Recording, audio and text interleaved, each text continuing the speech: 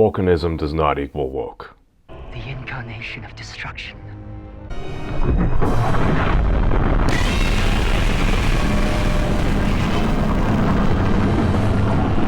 So I thought we'd just cover a couple articles really quickly and then just kind of give my thoughts on what's actually going on here. Because here's the thing.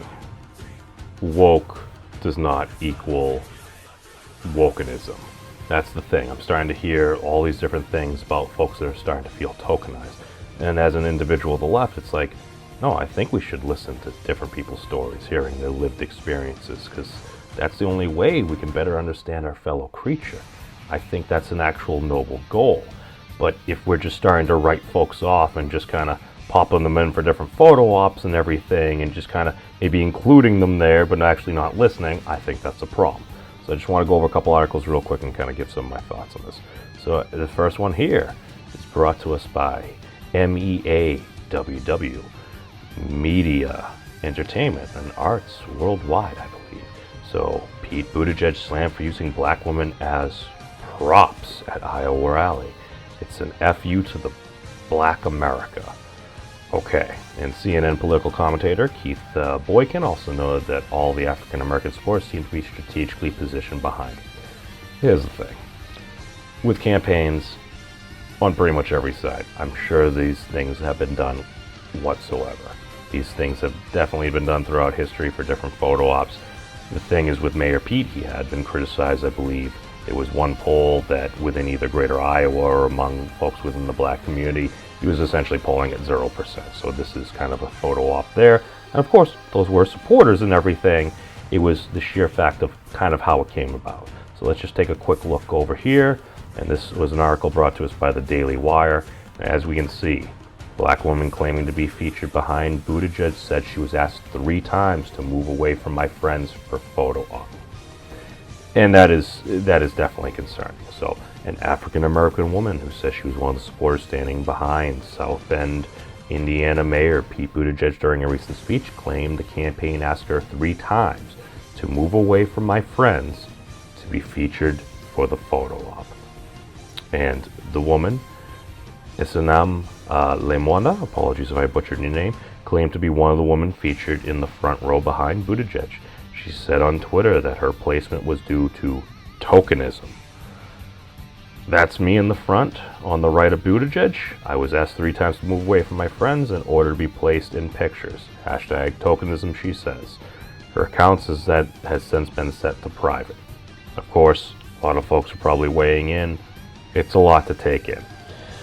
The big thing here is, okay, as long as these folks are being included, as long as we're actually being genuine and we're not being disingenuous. Because it seems far too often we're starting to hear about these stories about folks that were included in these different either pictures, rallies, or stuff there. And when it comes down to brass tacks and actually listening, are we actually listening? I mean, I like to think that we are, and I'm sure many are, because I've seen these conversations happening. It's just, if we have these officials that are running for the highest office in the land, if they're singing one thing, are they actually bringing it? And we kind of saw this over at the climate conference as well. So we have Vanessa Nakata, climate activist, hits out after racist photo crop. So as we can see here, she is a Ugandan climate activist. Vanessa Nakata has accused the media of racism after she was cropped out of a photograph taken with her white peers in Davos. In an emotional video statement, Ms. Nakata said that for the first time of her life, she understood the definition of the word racism. Ms. Nakata said various outlets, including the US AP news agency, had removed her from photos. AP, which has since removed the crop photo, says there was no ill intent. And the photographer was trying to get the picture out as fast under a tight deadline and crop it purely on composition grounds because he thought the building in the background was distracting, the news agency director of photography, David Ake, said. Okay, now when we take a look at this, okay, let's just zoom in a bit. Okay, we can see this is the original photo. The building is there, but then you crop it out. It's just, dude, you have 5 what appear to be young individuals there that care about the planet, and you crop the one with the most melanin on the far left out. I get it. Wouldn't the better option have been to, I don't know, maybe take a couple of photos? Don't we have burst photo? Don't we kind of have the whole, you can take multiple photos from different angles and everything? Yeah, I get it, but even here, you still have some buildings in the background. Would you have liked to see the whole mountain? Yeah, but here's the thing. We have the pics, and this did happen. And that's the thing. Whether there was ill intent or not, it's not a good look. And especially if these are issues that people care about, we're giving folks that are disagreeing with us so much ammunition and everything, saying that we're being disingenuous. That's the thing. It's like, it might not always be easy. Maybe it's not always the greatest award-winning photo or anything. But you know what? As long as you're capturing the truth, showing that you have young people that are very passionate about this, I think that's a better argument. But that's just my opinion there. I just want to just touch over on a couple of these other last ones real quick. Okay, so we have this article here, and this is an opinion from the Washington Examiner. So, tokenism. Warren endorses affirmative action for non-binary people. All right, cool. No, we don't want folks that are non-binary to be discriminated against. Yes, there is discrimination out there. Absolutely. But this article is from a couple of weeks ago. I'm not a fan of a lot of the verbiage within here as well. But the big point and takeaway that I had here was, okay. So, going on through this article. Okay, so Warren is basically saying that she's so obsessed with identity politics that she goes to extremes to find few members of a tiny subpopulation that might be able to serve in her administration. In fact, if there were 200 cabinet positions and Warren filled just one of them with a non-binary person, they would be drastically overrepresented by the current population. Again, that's a standard conservative argument about proportional representation there. Okay, the big thing that I take away is because Elizabeth Warren, she is my senator, in full disclosure. I voted for Liz Warren last time. You know why? Because she is a fighter. I've seen her there with a lot of the big banks and everything. She's calling them out. They're saying things that, little fluff pieces and stuff. And then she pulled the ultimate principle. Oh, really? Pulls out the folder and everything. And she just lays into them and stuff. I can respect that. You're standing up to power. You're doing what the people of Massachusetts elected you for, that you said you were going to do. I can respect that. However, she's getting criticism for putting her pronouns within her bio and everything. Hey, that's a point of personal preference. If that's what she wants to do, fine. But typically, I think what the majority of Americans tend to agree with is the correct approach by what this article says here. Simply say you'll hire the best people for the job, and then you don't care whether they're male, female, non-binary, or transgender. This would undoubtedly still result in some, if not many, members of these groups getting the jobs. For instance, free market economist Deirdre McCloskey happens to be transgender and would be a great pick for any administration as an economic advisor. That's the thing, because especially if we're pushing these things, and I understand, there is still racism out there. There is definitely still bigotry and everything. However, we do have the ability to have multiple angles, multiple ways to verify things that we didn't have before, so we can call it out when it is truly happening. It's just, if we start crying this and that and just all these different things, when it's maybe a case, or it just could be a case of simple incompetence or somebody not having enough information, to call somebody a bigot or racist just because they didn't have additional information, we're starting to alienate people, and this is very dangerous. What happened to being inclusive? What happened to helping educating people in a consultative way? That's one of the things that I truly believe that the left gets right, but I hear all this preaching, but in practice, I have concerns. I'm hearing folks from all over the left having concerns about this.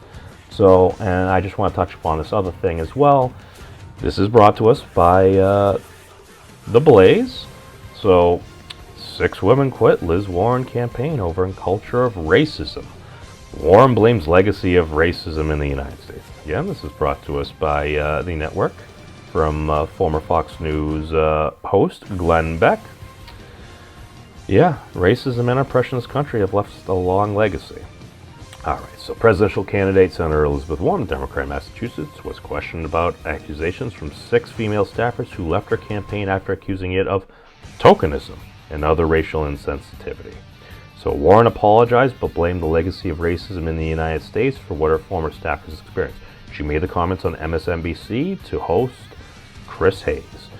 There's a story in Political that I saw you respond to, and I just want to get your response to it here on air about 6 women of color that quit your Nevada campaign with complaints of a toxic work environment and tokenism. One of them went on the record. I saw you respond. You apologize. What do you want to say in response to learning about that? Hayes asked. I believe these women without any equivocation, and I apologize personally what they had experienced, that they had a bad experience on the campaign. Warren responded. Okay. So, I work really hard to build a campaign and a work environment where it's diverse and open to everyone, is welcome, is celebrated, and gets to bring their whole self to work every day. But I'm also very aware that racism and oppression in this country have left a long legacy, and it creates a kind of toxicity where power structures, people take advantage of other people, and it's something to which we have to be constantly vigilant and constantly determined to do better, Warren continued. I take responsibility for this. I'm working with my team to address these concerns, she concluded. Okay, well that's fair enough. Here's the thing, we want to do better. And again, I believe it was Project Veritas recently had come out with a piece about certain folks feeling like certain individuals were kind of being tokenized and whatnot about these different issues. My big thing about this is I truly think that we can do better. And everything like this. If we're bringing folks to the table, yeah, we should actually listen to their experiences, because we never know where a good idea can come from. And just to wrap up real quickly, I actually Googled Wokenism, and I actually found this article from Tablet Magazine, which has been growing over the past decade. And yeah, it's brought to us by one of my brothers from another mother, and Jewish individual. Where was it's not showing up here, but okay, Leil Leibovitz. So he's kind of, and this is actually in regards to the Catholic Church and everything, and certain events that were happening about the time. Again, there have definitely been scandals. A number of folks have been calling things out, but I just wanted to go down to the very bottom of just a couple of things here. So he's calling out a lot of these things that he's like, well, one of these things cannot exist with the other. I mean, I may have some personal disagreements with that, but call it Wokenism, with apologies to our Wiccan friends.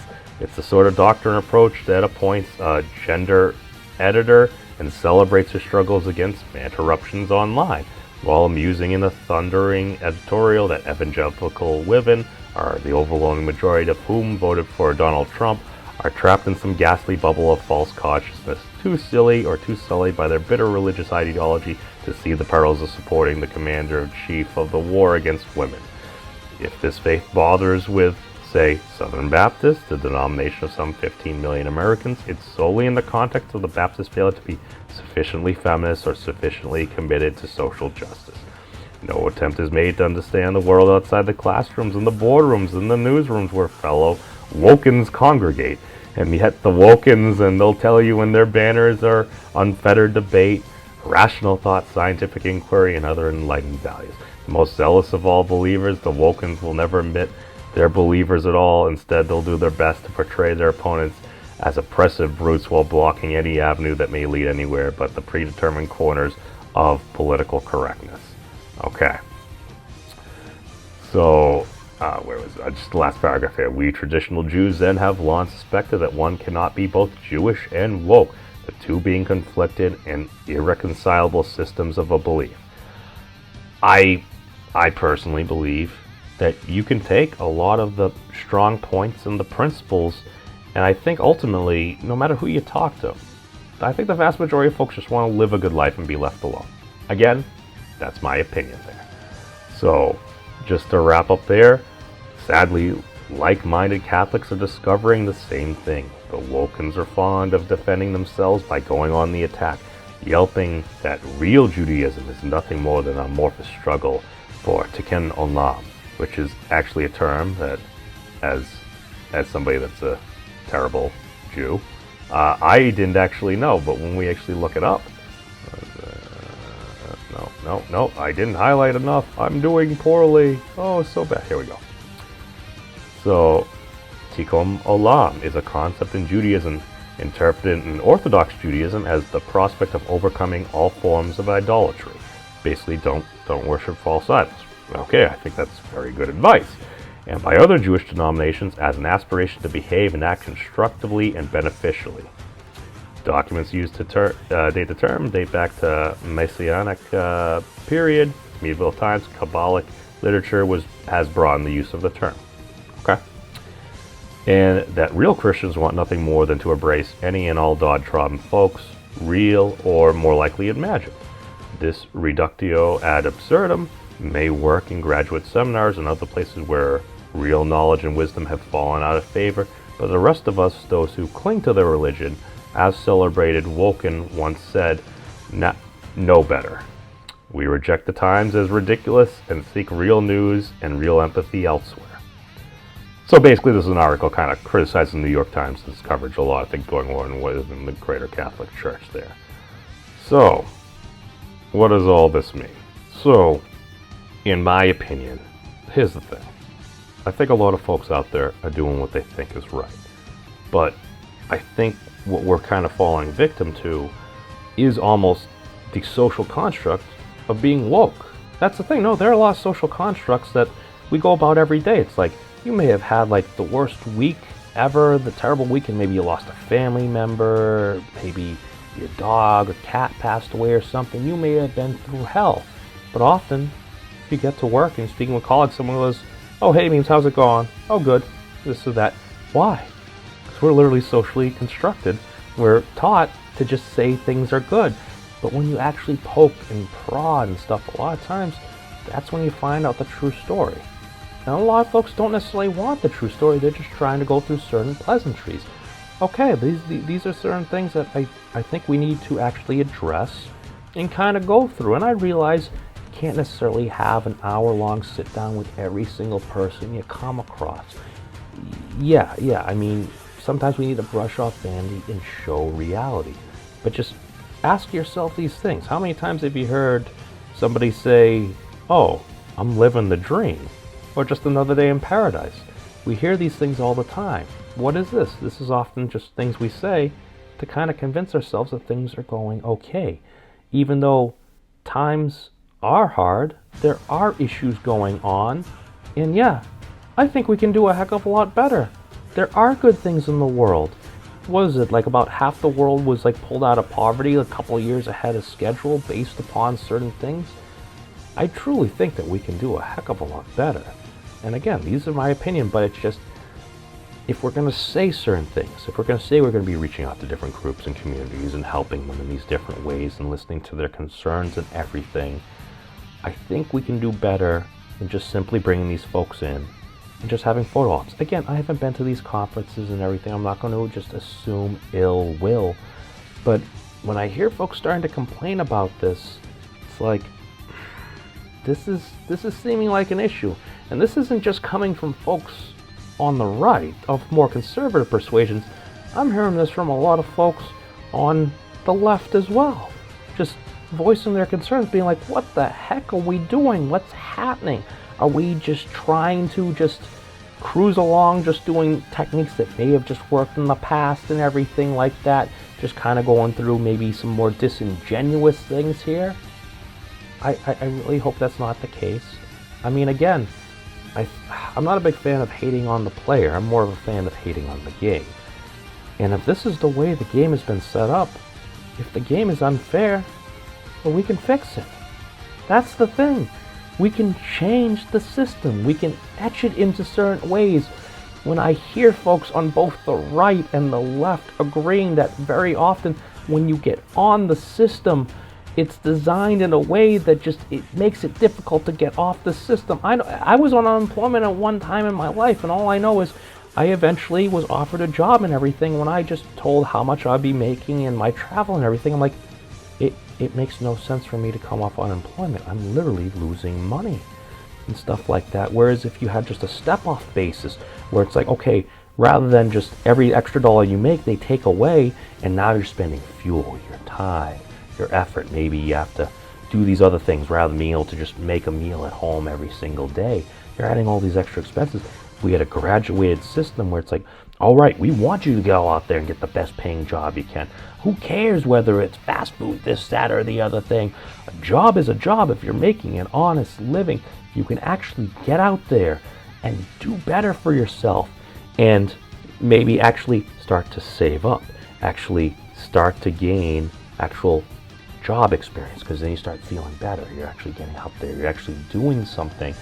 If you can do that, and you're still getting a little bit of help from the government, whether it's state or federal based or whatever, if you can actually do that, maybe you could actually save up to purchase a vehicle, maybe extend your working range, maybe increase your ability to earn more money, or maybe even just save up so you can get a place of your own. You can feel like you're actually progressing in life. That's the thing. It's like the American dream still does exist, but just for far too many, it seems out of reach. And I just think we can do a whole heck of a lot better. But hey, thank you everybody that's watched this far. Take care, and peace out, everybody.